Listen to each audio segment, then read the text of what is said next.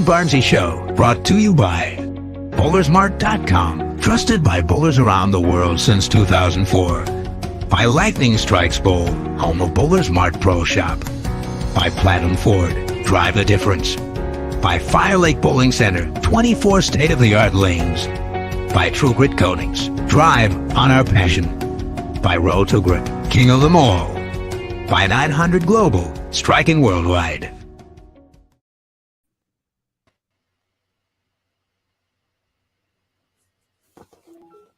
Hello. Good morning. This is a very strange feed on my end. I'm not sure what's going on, but welcome back to the Beef and Barnesy Show. I am here with, as usual, I am Barnesy, joined by the unimitable Stuart Williams. And how are we doing? I'm definitely having some issues on my end. So. Okay. Well, all right. Let's get started chatting a little bit about your trip to the US Open. We spoke about it a little bit on the show on Tuesday, but maybe you can fill guys in a little bit on what your thought process was when you started with the Absolute, and you know what you were sort of in between when you were practicing. Yeah, they ran them about 5 minutes before the early practice, and my best look on the fresh was actually a 2-inch pin out on the gutter, or not on the gutter actually, but like 9 to about 6. But Brad winning the first match and then getting 2 games on him with a pretty snowballed proton, there wasn't enough in the front for that. It went away pretty quick, and so I went left. There was more wiggle down lane, and so I'd been using. I used a reality a little bit, but I really used an X2 almost as soon as I could get to it the rest of the time. And but it wouldn't pick up in the mid lane on that TV pair when we were practicing. So I went the Absolute a little bit stronger. It went through the pins a little better. It seemed like it was good. The last couple of shots hooked in practice, and I had forward pin off of a move. I moved one more the first shot. I 4-9'd. Then I moved again on the right lane, which hooked a couple of more. And I moved into that other zone where it really hooked for the 4-7-10. My move at that point had been to go slower, which is a 5-board move. And then I had to add another 3 because it just hooked. It was flatter in the middle. And then I did that and threw it right through it. Had I thrown that one better, maybe that's what I would have done. But so at that point, I switched balls to that reality, and it's tougher to hit the pocket, but at least it was more predictable, and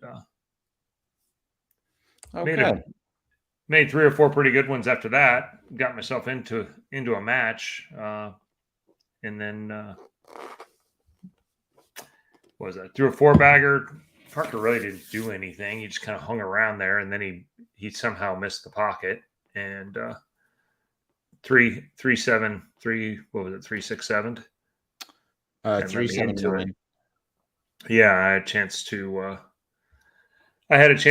Shut him out basically, and I missed it that much on the left lane. I didn't quite catch at the bottom, and Zorro'd the 10 pin in front of it like it was Ryan's ball, except the difference was it didn't hit it like Ryan's ball, and he had a chance to shut me out, struck in the 9th, and crumbled the bucket in the 10th. And I thought it was over. And then he split, went 7-2 to give me a chance to throw 3 in the 10th. And, you know, there's times you get up there and you go, wow, this is going to be really hard to throw 3 in the 10th here. And there's times like, I was so sure I was striking out. Mm-hmm. It was a very odd thing, because I was sure it was going to go well, and then even felt good in the middle of the approach, but it had never had a chance at the arrows. Yeah, it sucks when it ends up like that. Yeah, there was no miss left, and they would have had to been easy for that one to be good anyway. But they must be some real favorites if you've managed to watch the Women's US Open 3 times. That show was a little rough. Just quickly, the scores weren't bad until the final. But Good morning, guys. Bill Silver absolutely, passed away yesterday, I believe it was. So I think a guy who pretty much everybody in the bowling industry's known. He's held quite a few different roles. he's had a 50+ year run in the industry, and had a lot of impact on a lot of different people. And so, R.I.P. Bill Supper. I wasn't aware he was actually sick, and then the first I knew it was I was reading the news about it. So Yeah, it's I guess he'd been battling different forms of cancer off and on for quite a while, and he was in Houston at the MD Anderson facility. So familiar with that place. So morning, Adam. Hey, Kevin, what's going on? Might see you this weekend up in Oklahoma. TD, good morning. What's up, PD? How we doing? Joe, nice to see you. Larry. So we got a few people. Hendo, Paul Henderson, nice to see him. Morning, Dion. Ralph, Stu, I picked you at the doubles partner for the LBC. I didn't do our team any favors. Well, that's I did get the notification that you'd entered though, so that was kind of cool. Morning, gents. Hey guys, do either of you have experience success using skip sanding method on urethane, considering low finish 360 to 500 with 1500 or 2000 over the top? I don't. I use 500 or 360 on my pitch black and just be done with it. Don't really. Yeah, generally I need we don't all the help I skip can on the get. urethanes. It's just a lot of surface to get them to pick up, and once they pick up early, they seem to be in play these days. I was about to say, if I'm not using 300, 360 or 500, I probably shouldn't be using the urethane. Is kind of the way it's been. Hey, Robert, thanks very much. If you've got a question, send it in the chat, but we appreciate the tip.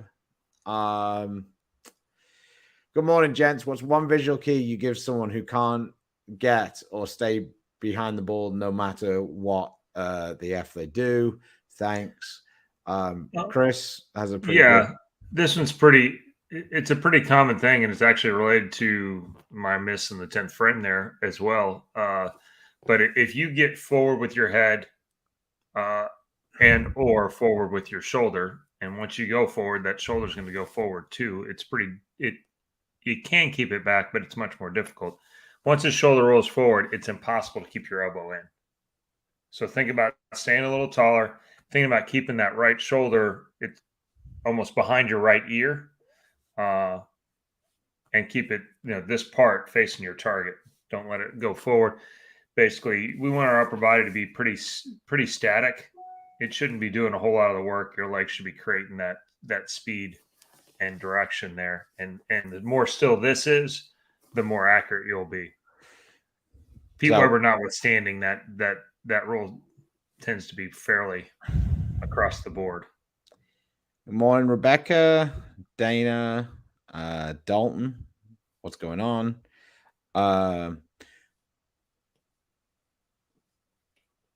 Yes. Should we get into the Women's US Open show? Sure. So, I was kind of keeping track of it all week because we were cheering Maria on. We had like kind of a Maria watch party here with her parents are in town, her sister and nieces were watching. We had a pretty good time or whatever. So I was kind of keeping track and kind of seeing how that pattern was. And it kind of, with the way the topography was there and the way that they created so much oil down the lane with the pattern, it kind of really trapped the ladies into not being able to hook it. They really had to kind of stay in that one spot. And so it was kind of weird because there were some pairs, like the scores were just high and it wasn't necessarily the players. It was just that pair was high and this pair was really shit. In the match play, the last block was incredible. Like you'd see, I think 3 of the top 5 started with 1 140 or 150. And then of those three, I think at least two of them shot over 240 the next game. And it's like, what the hell's going on? So it didn't necessarily surprise me that the pattern kind of got away from being sweet. It seemed like the right lane had some topography issues because when they got that ball going at all to the right, it was gone. Like it was just gone. So I felt like the players were pretty nervous on the show, but I felt like until the final, I felt like the ladies bowled pretty well. Like Danielle kept her lines really good. Brianna bowled the semi-final. She got a little fortunate early on in the match, but bowled a pretty good game overall to shoot 240. Diana, it was kind of odd, her ball roll, because she's so far around it, despite how straight she was playing. So it felt like she was threading the needle, but she did that the whole time and did really well. So that was a bit odd. So excellent tournament for her again. She's been really consistent making the shows all the time. And of course, Liz Johnson, the US Open GOAT, made it again. So I don't think that anybody necessarily did anything weird in the way they bowled. It just got to the final, and I think you just had two players who were really nervous. The lanes were not necessarily conducive to getting away with it. And I don't think they bowled very well.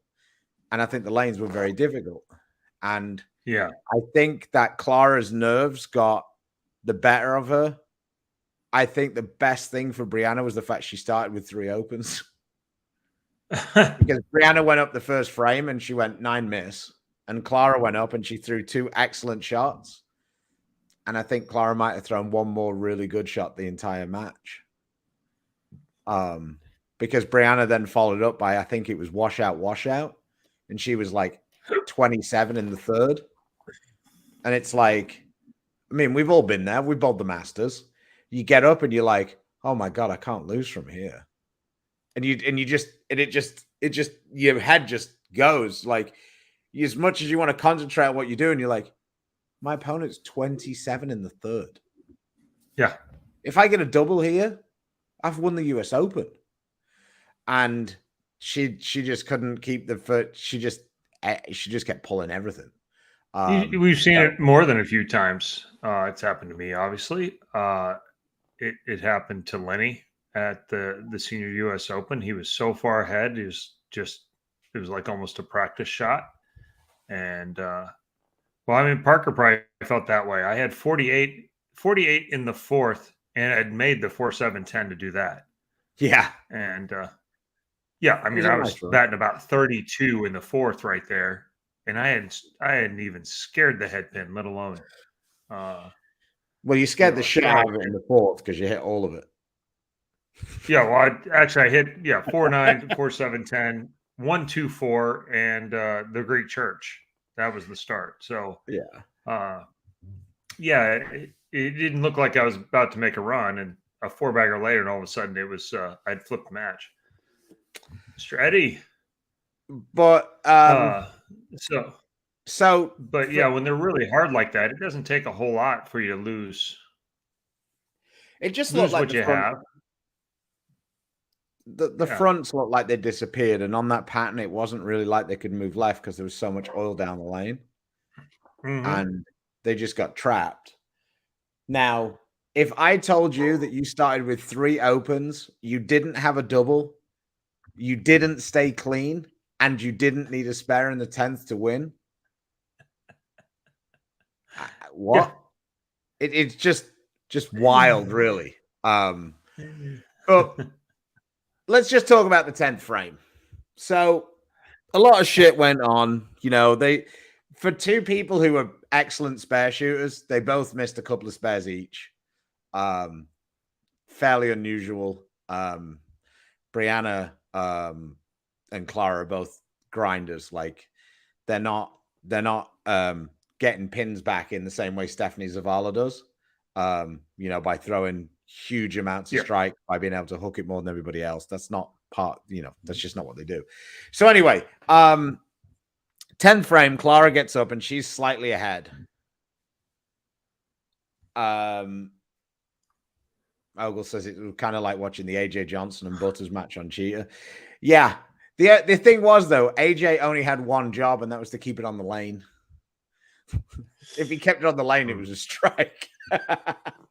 So anyway, Clara gets him in the 10th, and I wanted to chat with you about this because I feel like I'm very much an analytics type of person when it comes to this, and I know that you're like kind of you're better at winning stuff than me, so you're more aggressive, like overall. So anyway, Clara gets. We're going to clip that. Let's see, where are we at? I'm show 1540. Yeah, I want to hear that back again. What, that you're better at winning stuff than me? So anyway, Clara gets up and she can shoot in the 160s with a spare, and Brianna can shoot in the 150s with a spare. Like, I'm not going to get more complicated than that. That's it. Brianna's on a strike, which is quite important, but she's going up on the lane that's like impossible, especially for her. The right lane is just so bad for her. So anyway, Clara gets up and it looks like she decided that she was sick of going through the nose, so she made a bit of a move and it got a little right on her and it just never even thought about hooking. And she left the 2-4-10. Now, with the way the count worked out, leaving the 2-4-10 meant that if she made it, Brianna would need a strike. But if she took 2, Brianna would need a spare to beat her. Like if Brianna got 9 on the 2 shots, it would be a roll-off. So to me, at that point, I felt like, yes, you kind of want to go for it, but at the same time, making 2 was pretty important because the 2-4-10 isn't exactly something that's a high percentage make. Clara went for it, and I'm not saying that she didn't try and hit the 2, because obviously you need to hit the 2 to spare it, but she didn't get the 2. So that meant that Brianna got up needing 9 on 2 shots to win. Now, it felt like it was almost guaranteed she was going to go through the face because every shot she'd thrown had missed right on that lane. And you don't want to leave like the 2-4-8-10 or something, needing 3 out of that. So anyway, yeah, I think it is situated. Yeah. Man, the internet connection today is bad. So anyway, she went up in the 10th and she went through the face and she left the 3-6-10 and the 7 pin briefly stood. Are you struggling?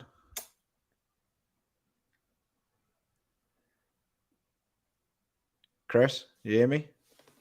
Yes. Yeah. Can you hear me? Yes. I guess it's who can hear who. This might make it easier.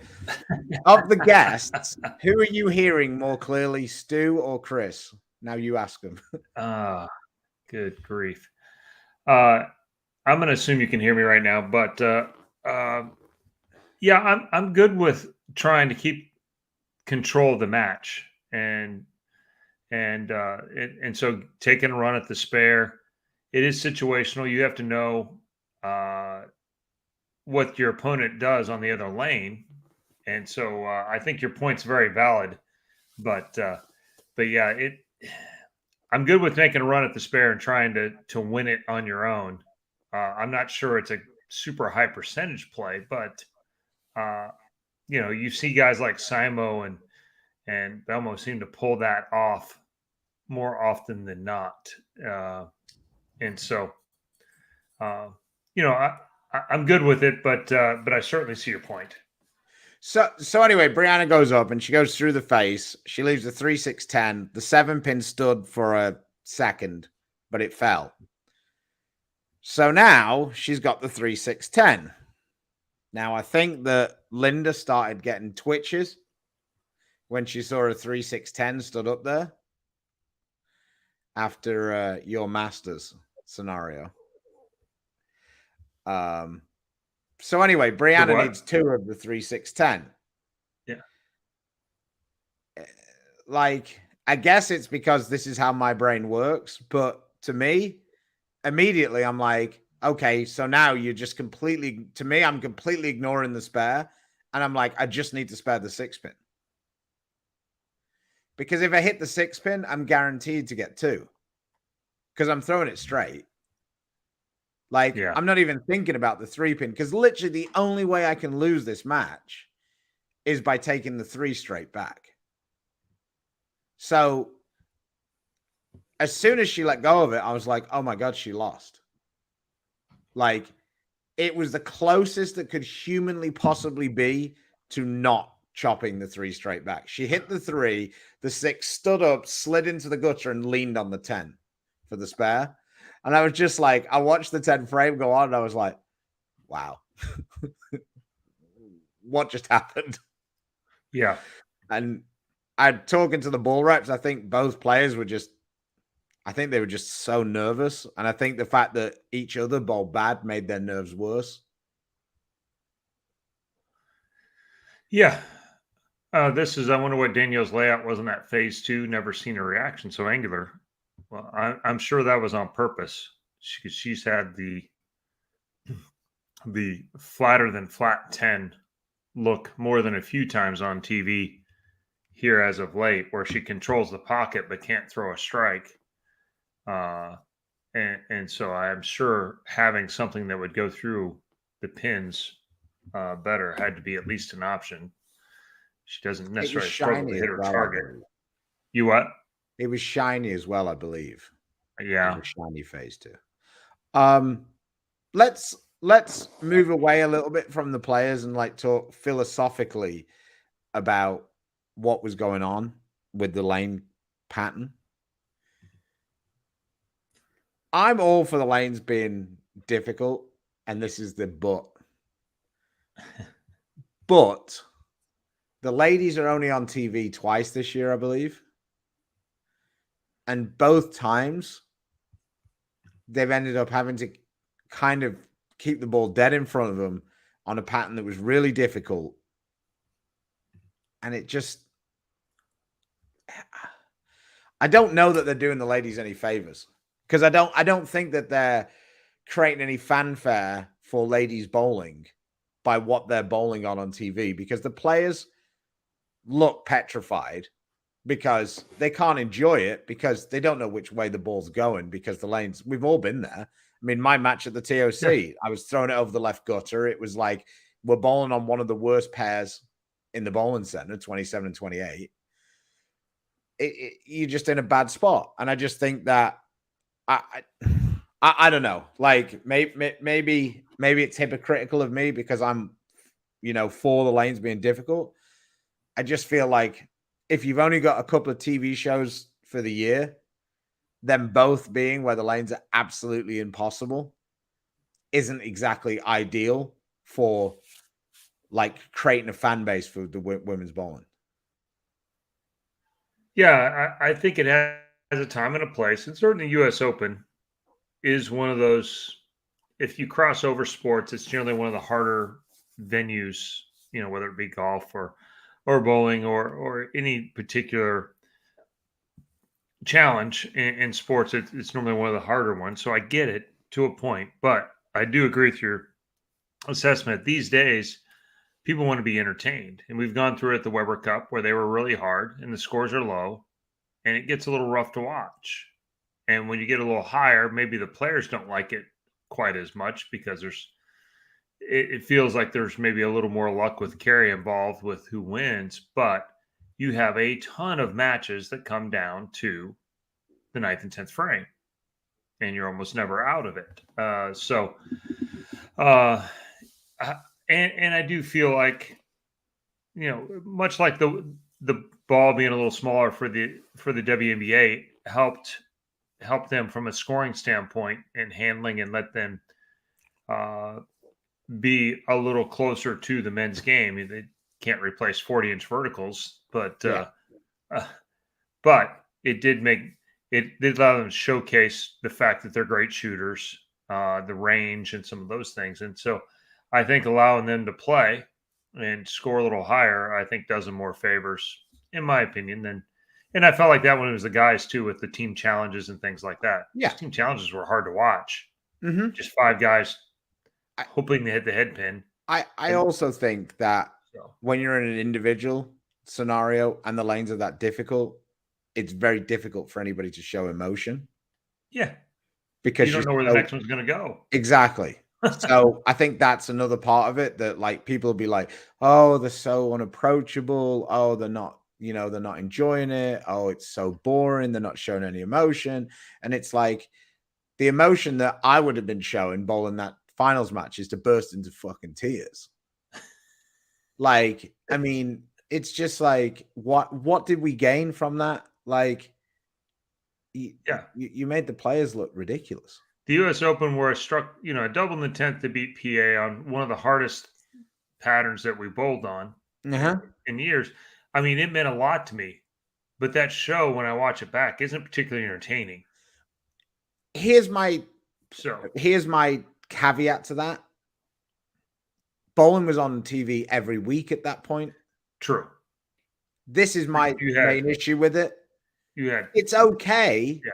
The golf US Open being impossible. And even they're like leaning towards it being a little easier because they don't want it to be like a hack fest. Mm-hmm. But they're on every week. Like the ladies are on twice this year. And it might be 3 times. I feel like that tournament in Iowa might be on as well. So they might be on 3 times. But so far, the 2 lane pans, it hasn't exactly allowed the women to relax and, bring out their personalities and like, showcase what great players they are. They've made them look insane. Like, and I do believe in our U.S. Open, the last pattern is one of the softer ones. Yeah, it's still hard, but of the 4, it's no worse than the second hardest. Yeah. And so I believe that's some collaboration from the PBA side of wanting, of not wanting it to be a complete trust me, there's a fine train line wreck on TV. There's a fine line because we talk about it all the time. Like, well, we bowled all week and now you're going to put down the house shot for the last tournament. Like, I get it. It's not an easy fix. I was just going to give a shout out to Wilson there for the super chat. Thanks a lot. We appreciate you. Women are kind of stoic anyway. Way more fun watching people that are animating and striking. Yeah. And I just, like I say, to me, this wouldn't be an issue at all if the women were on TV 8 times this year. Yeah. You can have different versions. I think you show off the fact that obviously Jordan Richard and some of have bowled some phenomenal games on the step ladders this year. But if you haven't watched it on bowl TV, you don't know that. This is your only exposure. And that's what I'm saying. Like, the TV shows are kind of an advert for the women's tour to get people to come in to like, hey, we want to watch. Like, hey, if you're interested in this, if this is fun for you, hey, check out, we've got this product that you can watch like live streaming. I don't know how many people are going to watch the Women's US Open show and be like, oh man, I've definitely got to get the live stream so I can watch that. More of that. And that's just not fair to the ladies because that's just not how it is. It's just, yeah. And like, I think it was a combination of a lot of things. Like, I think that the pair that they chose, I think that the right lane was really a problem. Like, I haven't necessarily seen the topography, but I find it hard to believe that there wasn't quite a bit of dark blue to the right on that right lane. Yeah, and it seems TV has way more impact than historically, anyway. Well, I feel like on what the TV pair is. Oh, sorry, yeah. They get to pick it way more often than, hey, I mean, Chicago used to bowl at Hawthorne. It's Wagner Center. Yeah. This was one of the highest scoring places in the entire tour, except for 9 and 10. And it was always on 9 and 10. And the TV show was always on 9 and 10. It was always one of the mediocre scoring shows of the year. And it just like, how did everybody average 230 to make the show here? And the first one to 210 wins every time. It just doesn't. It was wild. But Yeah, and I think on the guy side, over time, you're talking about excitement and entertainment. The more we shorten up the practice stuff so that the lanes don't change a lot, the more uncomfortable players are when they come on TV, and it leaves them a little less. It's hard to be animated when you're uncomfortable. Yeah. Oh, 100%. So you'll Yeah, see no, way more, of that. That tour finals that was on last night for a little while, and the guys are going to be on the pair for a little bit. They're going to have a better feel for what's going on the TV pair, and so there's going to be a little more emotion once they get out of the qualifying section of. that's another tough watch as I, well. I'm not a fan, but it you know we struggle with needing enough TV shows to cover a prize fund and do them cheaply to stay within our budget. Thanks for the stars, John.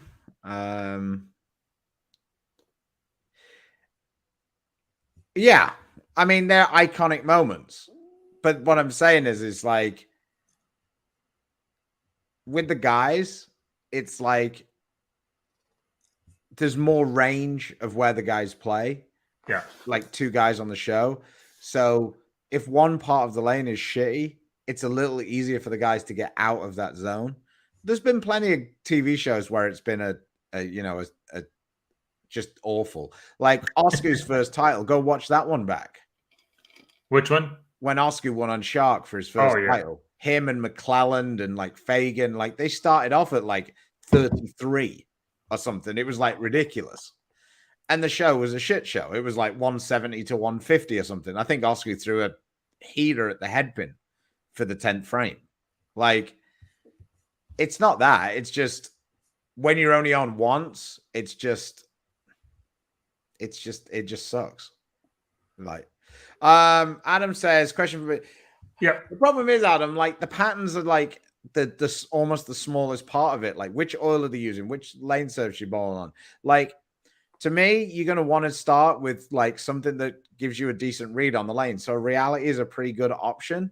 You start, I think the Don Carter pattern's around 39 feet. So you're going to start around second arrow, see what it does. And then you've just got to let your ball guide you. I mean, yeah, I don't really know what else to tell you. I mean, there are very few patterns that are like, that's obviously what you need to do no matter what. Like Chameleon, almost every iteration of that is you can either bowl straight or hook it, but you can't bowl in the middle. And Chameleon's almost always been like that, whether it was like 42 feet or 39 feet. It's kind of, I don't know how they've managed to do it, but it's kind of always been like you can throw it straight for a little bit, but when that goes away, you've got to move like 15 or 18 left. So, yeah, we had a couple of super chats come through. Let's get to those. Well, we've got Gigi. She has a bit of yeah. She's got the two princess. Yeah, the Mickey Mouse thing going on. Yeah. Yeah. Pete Weber on the women's tour right now would be Expensive. Find more than they'd make. So, yeah, I don't know that they're in a tricky spot over there right now. So, felt bad from, and also for you Monday night, Chris. Tough looks, not easy to adjust in just one game. Is Norm straighter is great at the answer, but how to magically dial up ball speed? Lol. I think that the ladies were trying to bowl straighter. I just think that like they didn't have enough ball speed to keep it online because the front part of the lane started to go away. And when they did use more ball speed, there was so much oil down the lane. And this is part of the issue. Like Nick has a theory of controlling scoring pace, and that's by having the lane go like this, down, and then up again, and then down again. And like once the lanes start to get away from you or you're a shitty pair, it just turns into a shit show. Yeah. Like, I mean, yeah. That's part of it. I don't know that. I don't think there was a magic answer for the ladies I mean, Walter and Norm, in my opinion, both figured out how they threw it best under pressure. Tommy was the same way, but his way of throwing it best under pressure was standing left, playing 17, and throwing it hard at a break point. And he's really good at that. Sean was really good at that. As they got better at making shows different ways, that doesn't always work on the show. Norm basically just played straight no matter what he did to make the show, and Walter lots of times the same way. There's times lately there's been enough friction in the front. It's been pretty hard to play straight. A lot. Going back to what Stu had said, I mean, Liz is probably one of the best at all time at keeping it online and doing that. Had she made it out of that first match,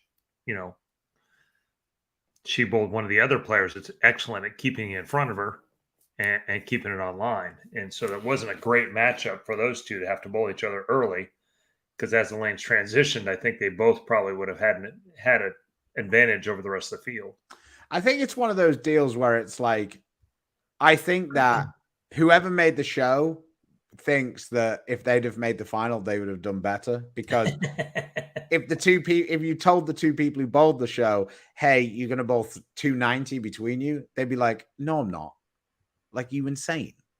So I just think, like I say, I think situationally at the time, it seemed like really bad for Brianna when she started off with 3 opens. And I just think that it had the opposite effect almost on Clara. I think that if she'd have sort of gone open, spare, I think Clara would have stayed more in her process, and those next couple of shots would have probably been better. But I think it snowballed. She was like, she pulled it a little bit on the difficult lane, left the 3-6-10 and missed it. Then she made a great spare making the 3-10 the next frame. And then, I think she opened again on the right lane. I forget now. And then she got up in the 6th frame just before the TV break, threw a great shot and flat 10'd. And then I think she was like, oh my God, what am I going to do? And she got up and she missed it. It was just a really strange match. And I think that the pressure of the situation, it being the US Open, I think Brianna not having won a major before and wanting to win one. I think Clara feeling like, because we're about the same age, so this is like, I just feel like she might feel like she doesn't have as many opportunities as she once had. I just think it all contributed to them just not being able to make as good a shots as they needed, because the lanes were asking them for something that was extremely good for a shot to hit the pocket. Yeah. So thanks for the question. Much appreciated. Glenn has another one. Good morning, Sue and Chris. There's a difference between the patterns for PBA versus PBA 50 versus WPBA. I mean, is Marshall Holman pretty pattern exactly the same between the 3 tours? So this is the issue with naming the patterns. Like, the women don't use any of our patterns. So they have their 12 patterns that they don't give a name to, which in a way is better. But from a marketing point of view and the amount of questions we get asked about playing X pattern, maybe it wasn't. I think it's kind of dumb, because I think that it makes it really difficult for anybody to ever get a proper answer, because which version of cheat are you playing on? Are you playing on the one from 3 years ago? Are you playing on this version? Are you playing on the PBA version, the regional version, the Kegel version, the Brunswick version? Like, they're all different. Yeah. Well, and now we've completely muddied it on the PBA tour. So, the cheetah is no longer 35 feet. The shark is no longer 43 feet like it was for 15 years. And I don't really know why we did this instead of just coming up with new names. But now, if it's the scorpion, you have to ask which version it is. It's not just automatically 41 feet. It's been 41, 42, and 47 in the last 3 years. 5 years. Yeah, or whatever. Yeah, it's the Kegel system is actually makes as much sense as anyone, where they give you a distance and a ratio, I believe, with the first two numbers. So if it's 43, 51, it's 43 feet 5-1. I hadn't actually seen that. But yeah, they give them some note, and at least it's a somewhat easy way. If I, and in the simplistic way that you and I have talked about looking at some of those graphs, if you talk about the distance, the ratio, and the volume, you have a fair amount of information there. And after that, your ball's going to tell you the rest anyway. So a bowling fan, Larry, one of the guys here in Austin, says Clara's his coach and she's worked so hard, and I wanted her to win another tournament because it's been a while for her. Totally heartbroken for her. Yeah. It just, I think there was plenty of people at home who just wanted to give both players a hug by the time it got to the end of that tournament. Yeah, it's a difficult situation as best, and you're on TV, and so the best and worst part of being on TV, and I can speak for this, is that while your highest of highs are there, you get the opportunity to show the lowest of your low, and get to share it with with a million people. And well, for better or worse, you get to show your ass sometimes, and you get to you get to see your best moment at others. So yeah, like I say, I think that you've got better perspective than most people because you've had some great things happen to you on TV and some things that everybody seems to remember. I mean, I've been around you a lot, and if I got $5 for every time someone said, "How'd you fucking lose to Haugen in that TOC?" Or, "Oh my God, I remember watching you get your ass kicked by Kelly Kulik." And I had to give back $100 for everybody go, "Man, that double you threw against Patrick Allen was awesome." I wouldn't have been given many hundreds back. No, it is somewhat a tell of how people are and see things today. On a slightly different note, though, I would say that your most positive moment with TV was when you shot 300 and you didn't win that tournament. Yeah, and nobody even remembers that I didn't win it. No, but that's what I'm saying. But it was a family moment, and a bunch of people thought that was really cool, and it's just including me. Yeah, but that's what I'm saying. It's just interesting that they forgot the fact that Belmo, when that's cute. Yeah, here's 260 in the final, and then it turns out a dark encounter on Shark is that was a miracle to shoot 300 that game, and it was done.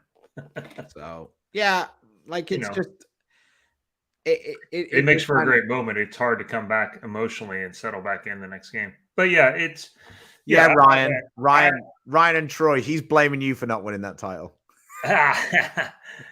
Yeah, I am perfectly fine with how TV has gone and how the good and the bad, and my feel is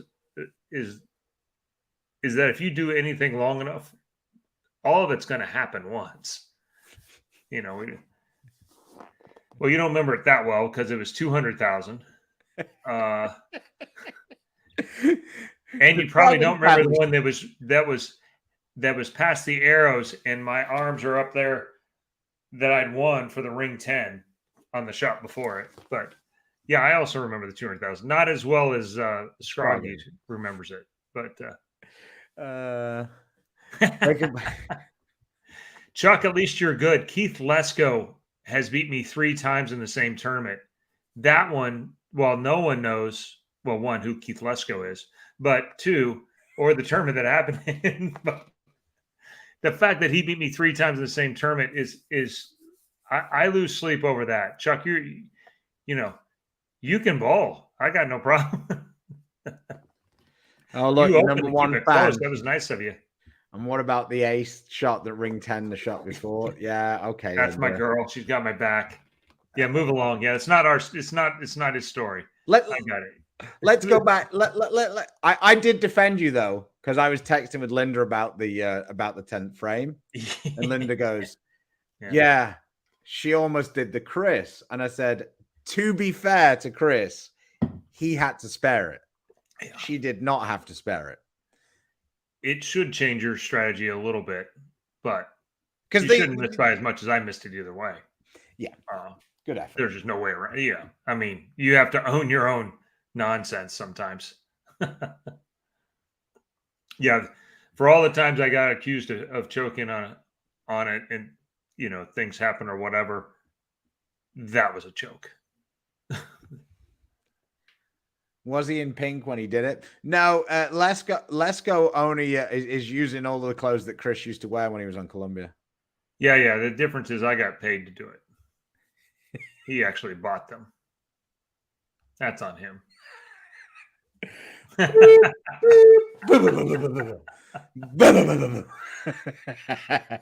Yeah, there's all those moments on TV, and there's some of those that I just prefer not to watch again. But missing that spare to lose the match with Linda and Ryan there was probably that one probably hurt more than a lot of those TV matches. Charlie Tapp, I have severe headaches and angst since Keith Lesko became one of my friends.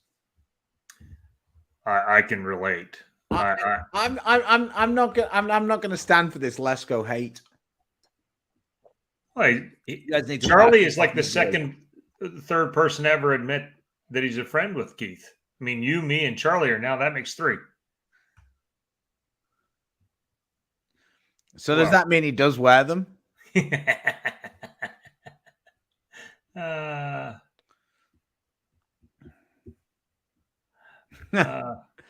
there you go. The logical voice as he always blows. Oh, Scott.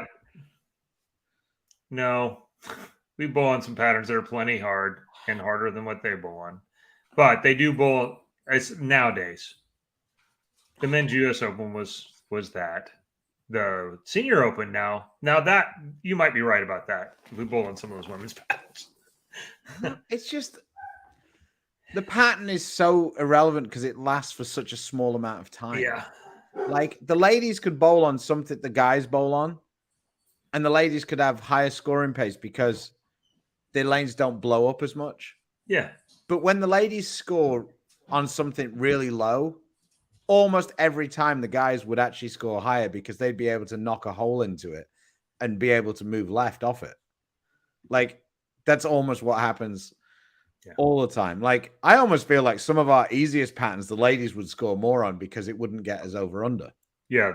They play them better too. The medium patterns play close. The medium patterns particularly because they wouldn't all be using urethane as well. They wouldn't all use urethane or be playing 22 at the beginning just because. Can you imagine the women bowling on the Alita Sill pattern? The ramp or what? What do you mean?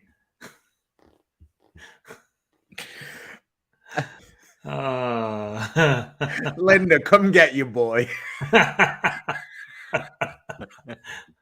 The Albie and Greeley was totally different than the Albie and Loveland. I think he's just making the point about how the patterns just end up being like, and that was in the same state. I think we bowled in Loveland a couple of times now. I bowled the one before that, and that place is brutal. When you put on any kind of pattern down, it automatically flattens it out. Well, I think, to be honest, the Albie in Greeley was pretty hard for a pattern that was 4.5 to 1. I think that's what Brian's point was. He found the Albie and Loveland actually quite easy because they used the urethane balls when they bowled the regionals. When Tony Franklin won. Oh, I was thinking about the wrong one. I was thinking about the other regional that they just had where 4 people were plus. Yeah, that place was awful. Like for high school. Yeah, sorry. You're right. This was the one where Hess was miles ahead, and then Tony beat him. I mean, this Albie and Greeley on paper, you're like, well, it averages out to like 4 to 1, and it looks. And he doesn't know who Alita Sill is, but and he should. But yeah, most people don't know or should know that she's a 30+ time titleist in the Detroit area. She's been great, coaches, does a bunch of stuff. So just a joke, just kidding. Don't cancel me. or do. I don't, it's fine. It's the Beef and Barnsley show. Yeah. We'll go on. There's Story another of my Barnsley life, if you cancel me, right? You have some options. always leaving flat tens and never picking them up. Well, spare Yeah. ball. Spare ball, Chief. Spare ball. Here we go. On the other side of the coin, what about the condition Bob Learn set the TV record on in Erie? Very entertaining to watch still, but how do you guys feel about ball on such a pattern on TV? Here's the issue.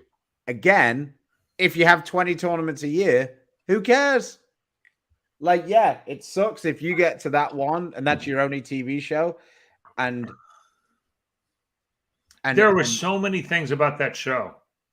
Lots of people don't remember. One, it was in an arena. The regular tournament was not. Erie is one of the highest scoring places in the nation back then, every year. They were easy, but you practiced on them for almost an hour before the show. So the lane could turn into anything. Yeah. The fact that he had a couple left-handers on that show, I believe, helped tremendously. The fact that he missed a 10-pin and somebody stood up down the lane, there is no visual interference rule in the PBA, yet Parker allowed him to reshoot it, which then allowed him to win the game. That's a record that shouldn't have been a record. But to the point that he did bowl fantastic on that show. I was about to say 100%. But to the 100%. point that this almost makes my point about the ladies' tour, though. People, that was like 30 years ago, and people still talk about that show like it was yesterday. Yeah. Like, I understand that you're not, if you'd have shot like 1060 for 4 games, that would have still been pretty impressive, but nobody would have spoke about it. But, like, I mean,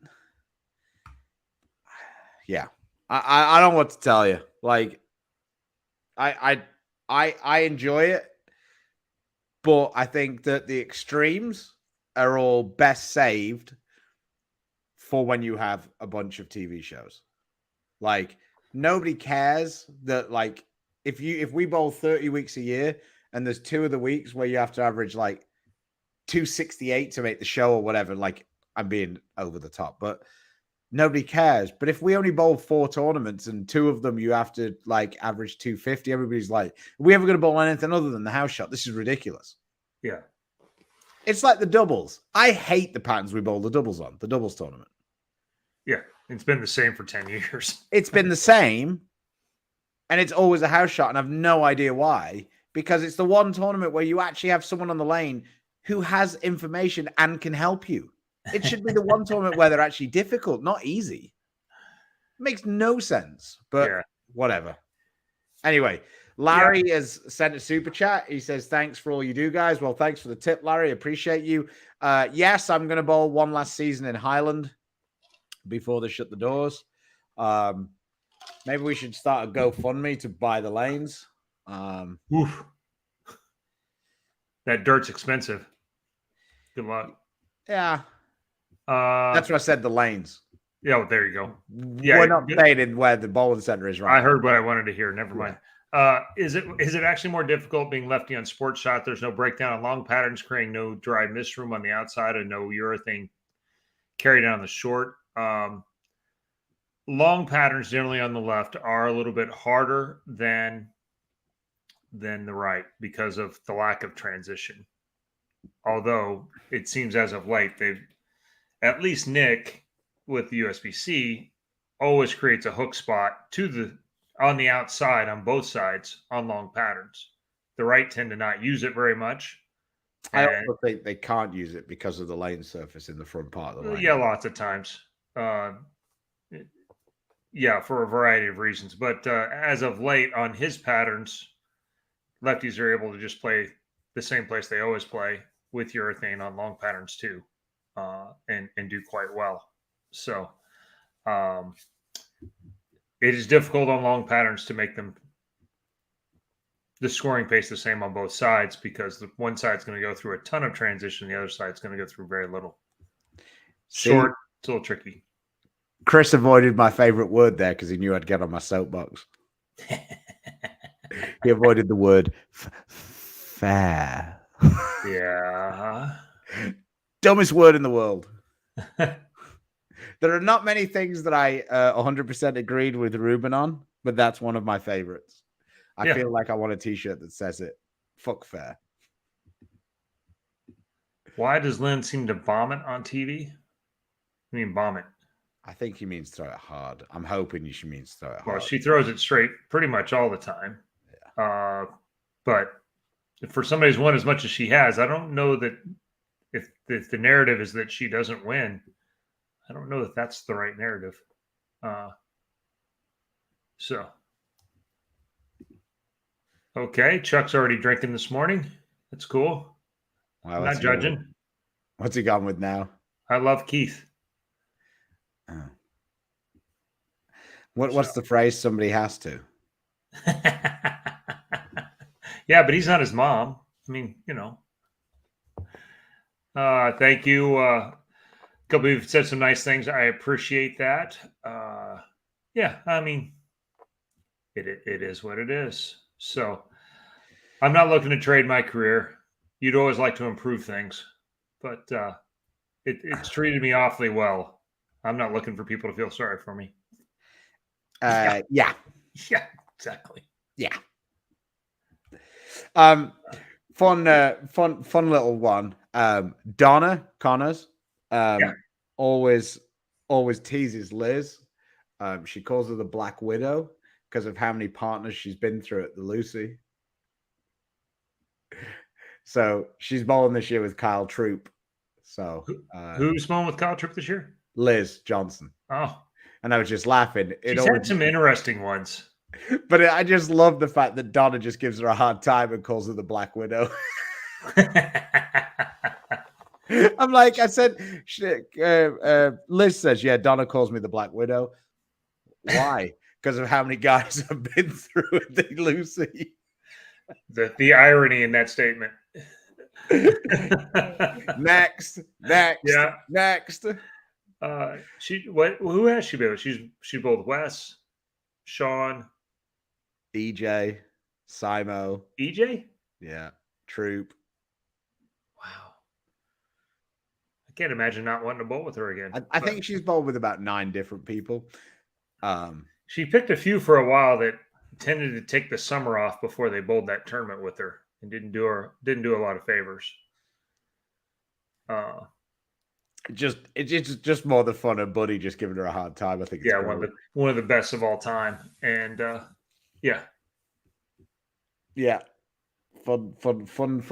Let this be a lesson to you. Poor sportsmanship is the way to go. I think that's back on that we need more Pete and Chuck Ritchie. Yeah, that's what Bull TV pays you in, huh? Culver's ice cream. Hey, Chuck, did you have an interview with the winner this week? That's all I want to know. People got up in their feels a little bit when you didn't. Well, yeah. He wouldn't interview me after I lost. That's just good research on his part. Actually, he would have got a very honest answer. And I loved him to have interviewed Ryan. What do you think? I Oof. think he didn't listen to me for the first 3 frames. Then he did. And then he threw it like an asshole when he needed one. Yeah, it's probably close. And your response back is, it's a long walk home, son. Yeah. I'm not saying you're wrong, but we know we'll probably never get there because Jim got you back. Oh. Hit the bricks. Keep walking. Nah, it's all right. Yeah. Dom did that for me with Lucas Wiseman when I opened in the 10th in Lubbock. Lucas chased after me and Dom give him do you want to fuck off? Yeah. Yeah, Lucas just looked. Yeah, I wasn't obviously I was disappointed, but it is different now than it was 25 years ago. Probably never get there. Let me read that question. You can keep.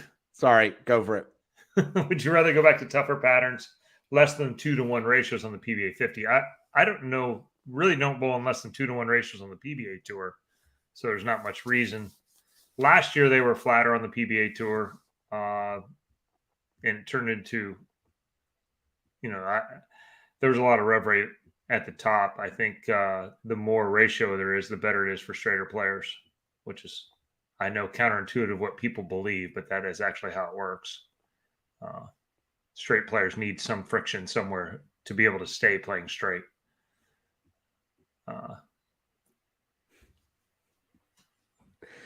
It's a good one. There are two types of fair in life: state and county. 4 shows, 3 strike fests, and a brutal pattern will help ratings for sure.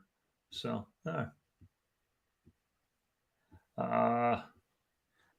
just let me find the question I was asking because it's fun. It depends if you're talking about pro Tommy Jones, pro Wes Malott, or you're talking about pro Stu Williams, pro Jason Sterner. Both pro bowlers, both attack it slightly differently. Yeah. No doubt. I probably bowl now with my hand not being as good as it used to be, like health wise. I probably bowl like, I don't know, 40 or 50 games a week practice. How much of a cut did Ryan get for his coaching you at the Open? He got to keep his sponsor for the rest of the year. Get a ride home. No, he did help me a lot though. So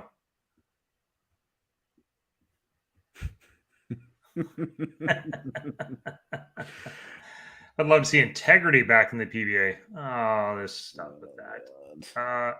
There's no tour. Well, who do you think is making it that isn't a shot maker?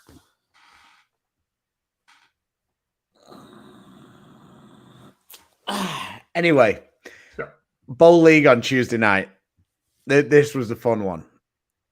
Drilled the whole league. Sport league, 4 games. We're bowling on 2022 pattern 4 of the US Open.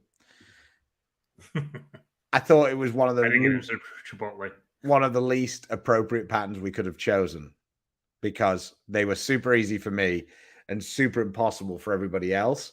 And I laughed with a few of the guys and I said, my ambition is for you guys to understand how good EJ is because he does what I'm doing to you regularly to me. So, yeah, I mean, to say that they're not making good shots and integrity is just ridiculous. Stop. Yeah, just stop. And it's not like there wasn't high scores before. When are you talking about when Bob Learn averaged 280 on the TV show? Was that when there was integrity in the sport? So, I mean, come on. Yeah. When the Budweiser shot 3,800 when they were brutal. Stop. When Don Johnson shot 299 and his opponent shot 269. Yeah, that day they were difficult. On the hardest, on one of the worst pairs that we both TV on. Yeah. So, I mean. Because he shot 299 there, we still have to use that pair.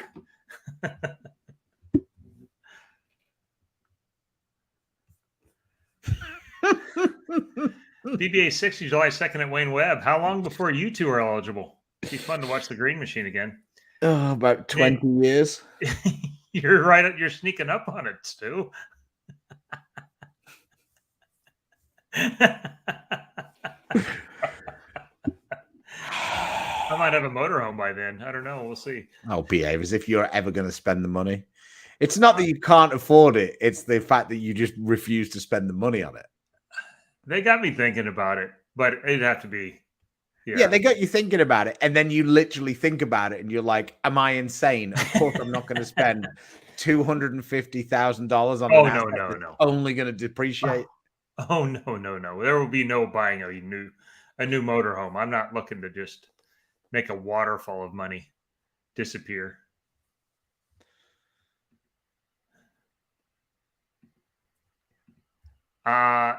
Any thoughts on a lease getting a fine by the PWBA for concerns about no water available during your event?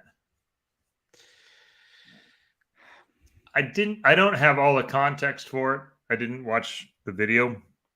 But if it's true, it goes right back to the part we were alluding to a few weeks ago, is that's why people don't say anything about the lanes, is because they're afraid of repercussions from the top. And that kind of system is counterproductive all the way around. So. Stop.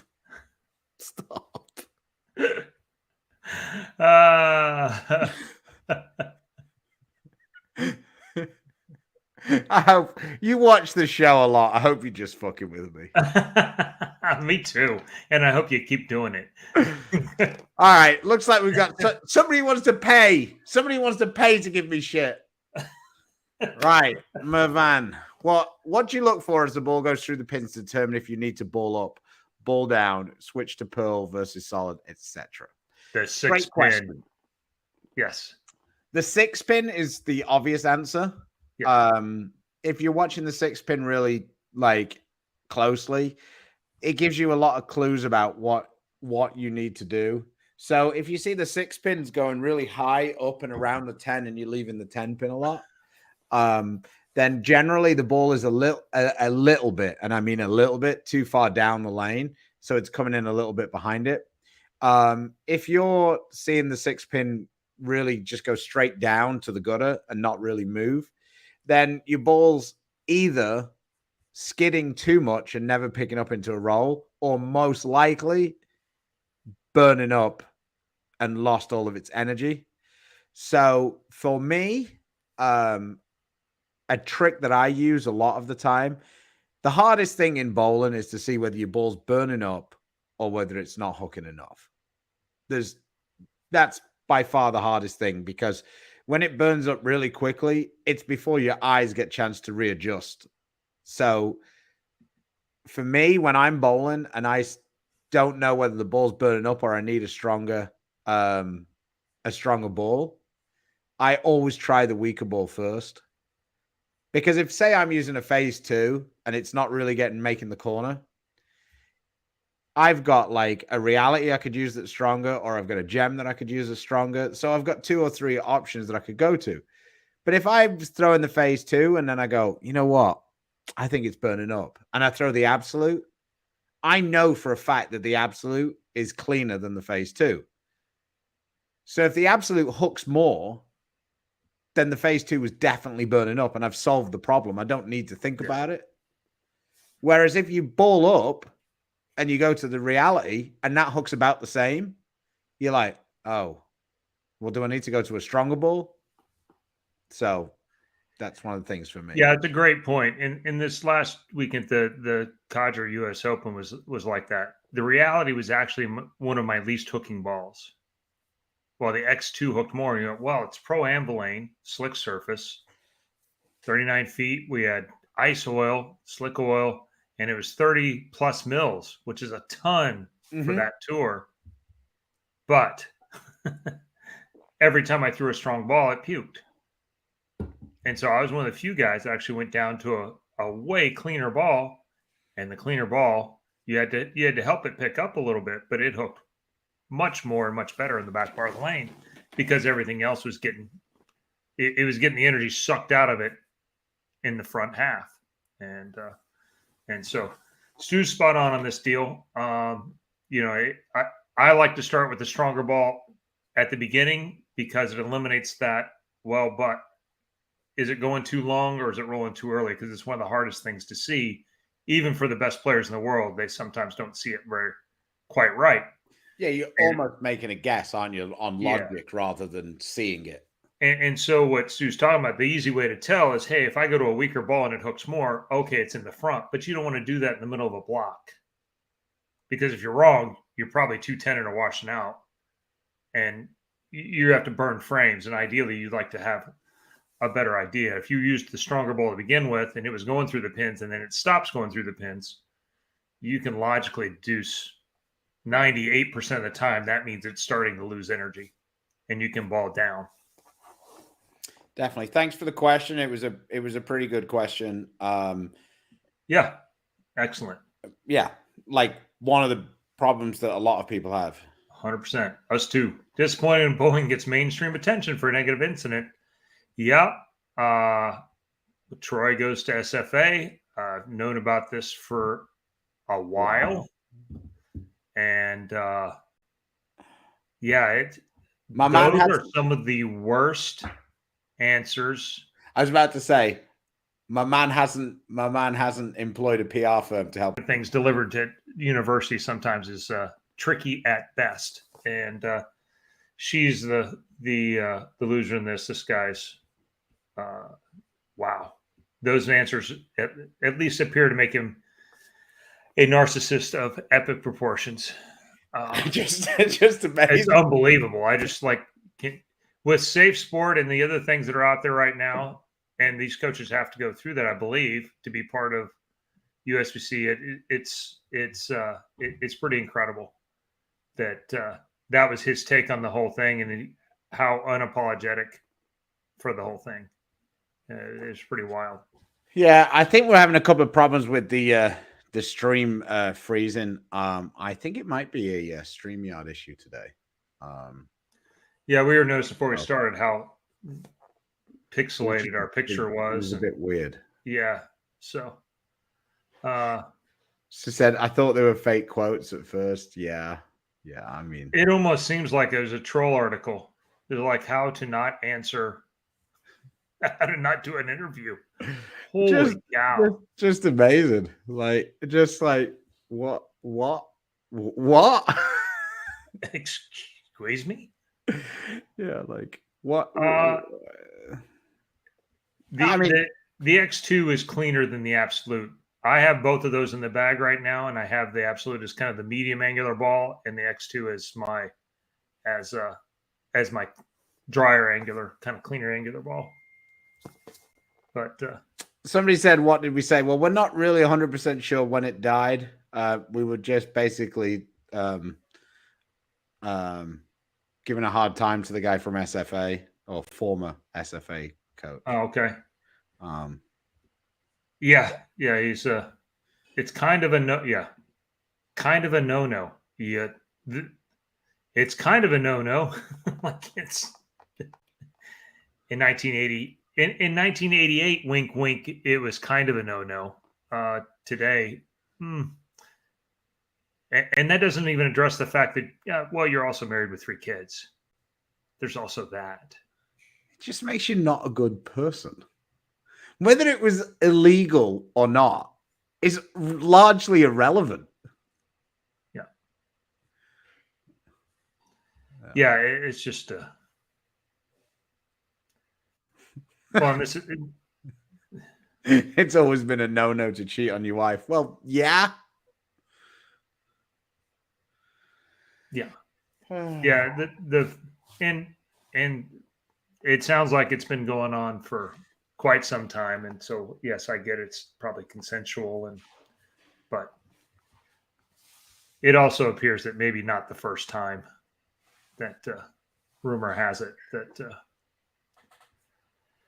yeah, we're not getting into that. Yeah.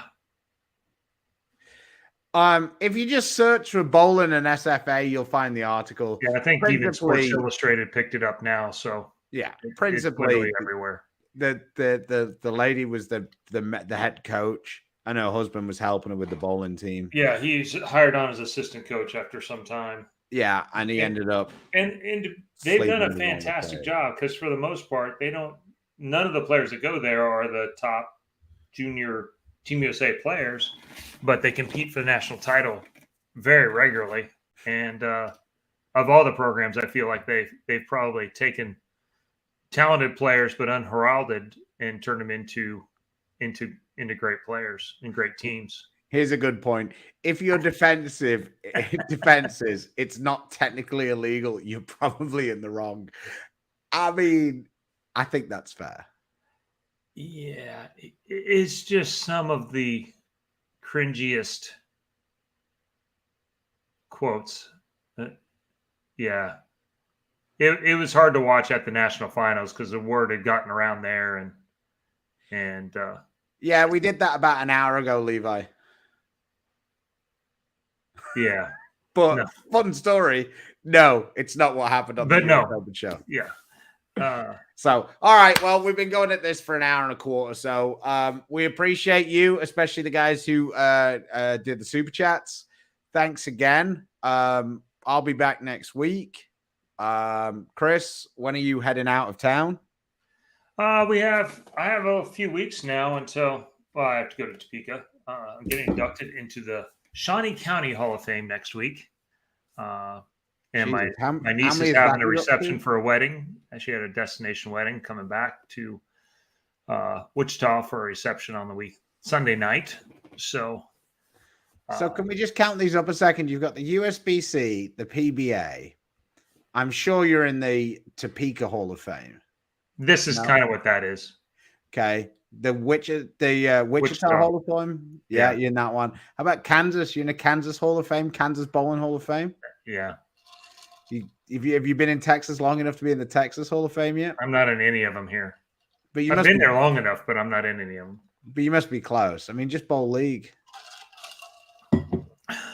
You know how it is. So all I'm hearing is my man's come on, Texas, shake a leg. My man's probably still about 4 behind Linda. Well, Goike was in the USBC Hall of Fame before he was in the Detroit Hall of Fame. So every once in a while. Well, you know Bob Learn's favorite story. Amleto was in the USBC Hall of Fame and he'd barely been a member more than about 3 years. Well, that's another issue. He said USBC Hall of Fame basically making another PBA Hall of Fame and thinking that's the right thing. But yeah, he said something like Amleto was in the USBC Hall of Fame, but he's never bowled league. Yeah. Yeah, well, you find one at the right price, and unfortunately, my right price is a little lower than the ones they want. So, all right, well, Scott's turning it around. He says he has to beat Lesko more often. Like turning it around, Scott. There we go.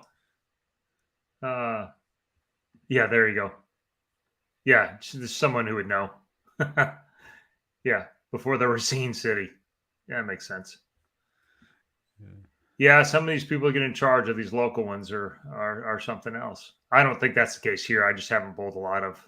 Since I've been here, we've had kids the whole time, so I didn't bowl nearly as many local and state tournaments and those kind of things as I did when I was in Kansas. So, all right. In any event, thanks for showing up and another great show. Appreciate when you guys chip in. It sure makes it a lot more fun for all of us.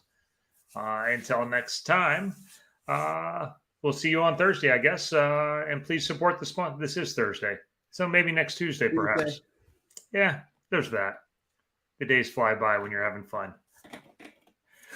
Please support the sponsors that support us. Storm, Rotogrip, Niner Global, Coolwick, Bowlers Mart, Fire Lake Bowling Center, Lightning Strikes, and Platinum Forward. Until next time, stay safe, stay healthy. God bless. Thank you. See you later.